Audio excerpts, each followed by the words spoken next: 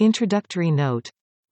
René Descartes was born at La Haye in Touraine, March 31, 1596. He came of a landed family with possessions in Brittany as well as in the south. His education was begun at the Jesuit College of La Flèche, continued at Paris, and completed by travel in various countries, and his studies were varied by several years of military service. After he began to devote himself to philosophy, he lived chiefly in Holland, but the last 5 months of his life were spent in Stockholm, at the court of Queen Christina of Sweden, where he died on February 11, 1650.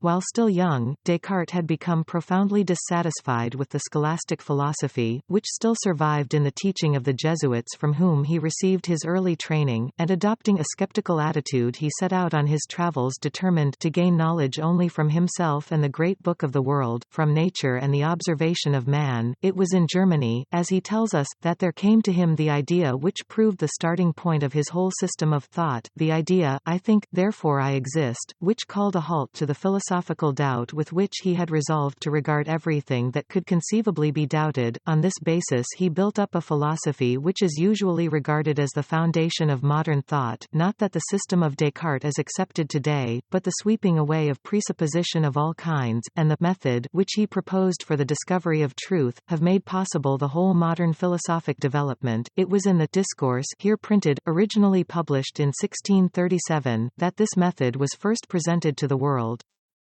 Descartes was distinguished in physics and mathematics as well as in philosophy, and his geometry revolutionized the study of that science.